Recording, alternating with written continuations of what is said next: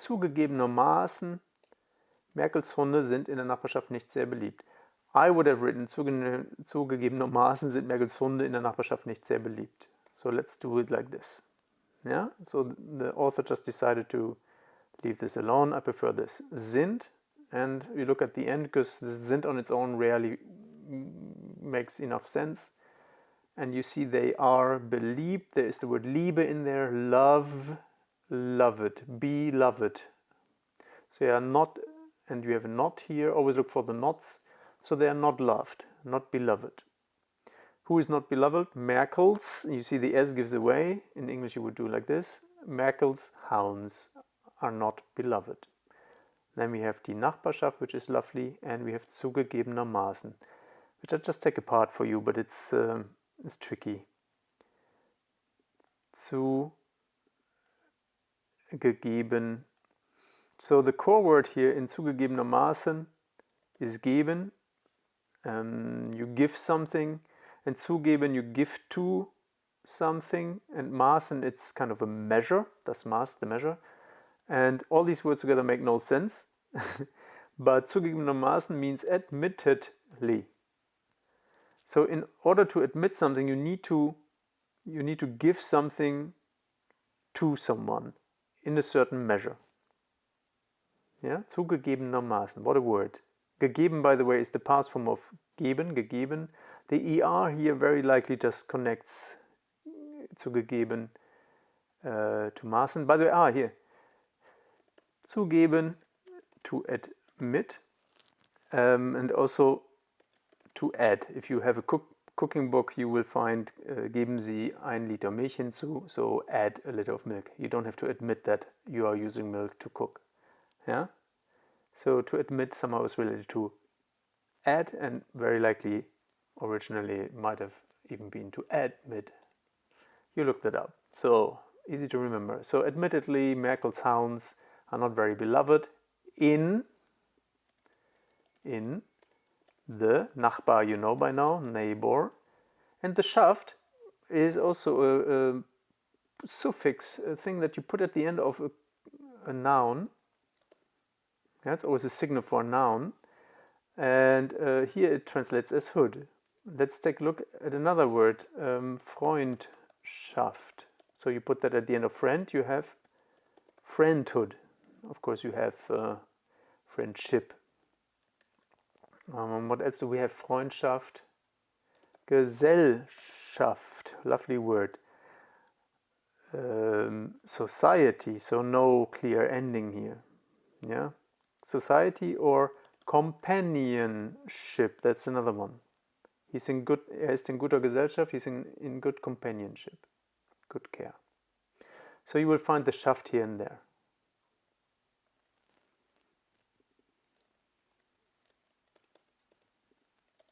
Die machen immer einen Mordslärm von früh bis spät. The comma is possibly unnecessary. So, machen. So who is making? You see here the D again, no capital lettered word following. So it is again that. Yeah. Actually, it's referring to two dogs, so they. And in this case, it's fine because it's dogs, but you could also say sie. Yeah, that's fine. It's not a strict rule to use it only for humans. They make, remember the immer, always. A Mord is same as murder, a murder. Lärm, you know, alarm, and that's where the relation is, which simply means a noise. So it's a murder noise. And von früh bis spät describes in what time frame. So from früh, you remember early, Frühstück, bis, until. If you have to remember bis, yeah, imagine someone takes a piss until he dies. Very easy. Bis, until. And spät, if you ever come to Berlin, that's the city, and Hamburg maybe too, but that's the city of the Späti, which is the Lati.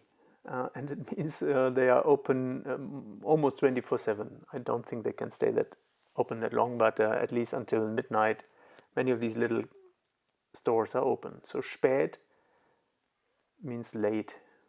Späti, latey. So they're always making a lot of noise from early to late, from early morning to late evening.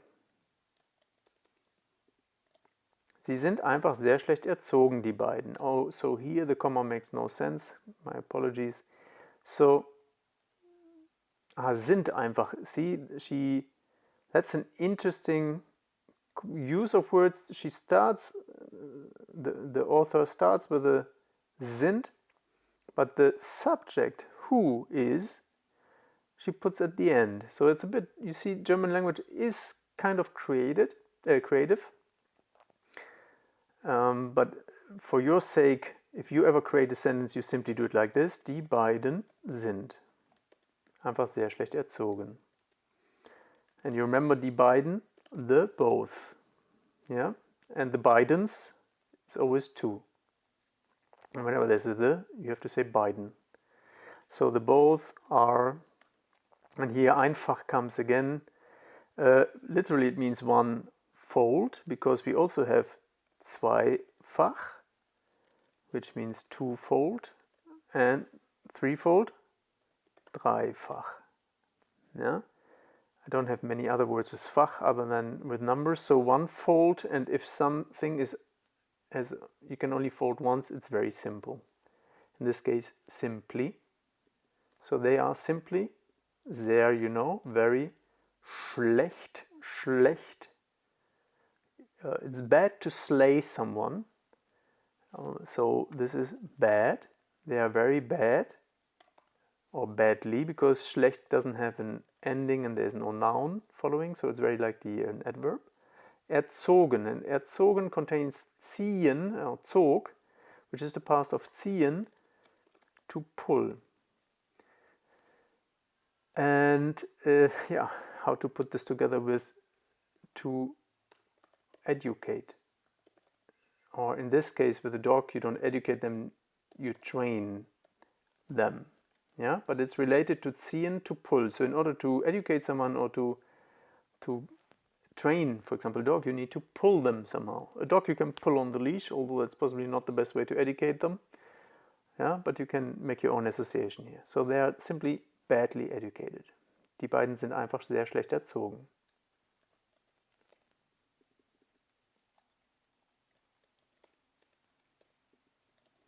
Aber sie sind auf der anderen Seite sehr süß.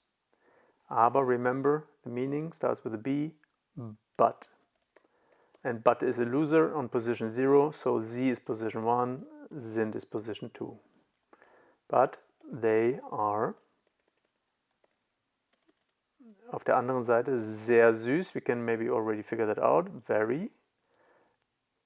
And süß, yeah, how to make this easy for you? I can. The first letter is the same, and that's about it. Sweet. And here's a word for you to practice for tonight. Süßigkeiten. So that means sweetie thingies, which means very simply sweets. Yeah, Süßigkeiten. So auf der anderen Seite, auf usually means on top. Here it means on the. Under is the same as in English. We just changed the vowels a bit. Well, other. Yeah, but I hope you can see these similarities already. I know there's occasionally a letter in between that doesn't fit here. But under and other, yeah. So on the other, and Seite is the same in English. S-I-D-E. Yeah, S-I-T-E. It's even the same. On the other side, they are very sweet. And last sentence. Ich mag Hunde sehr, müssen Sie wissen. These are two sentences. Let's put them together. Mag is a tricky word. Doesn't really appear that much on its own, but whenever you see mag, it simply means I like. And it's a verb. Yeah. So I like hounds very. We don't say very much, we just say very. It means very much. And she just finishes it, must. Yeah, you see this. you, sir, the capital Z is the capital Sir, right? Wissen, wisdom. Must you wisdom, which means to know.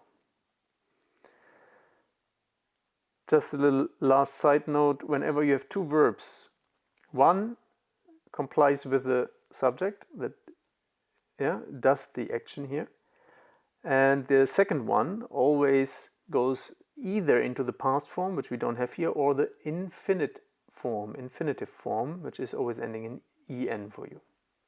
That was lesson 13. Hope you liked it, and see you in lesson 14.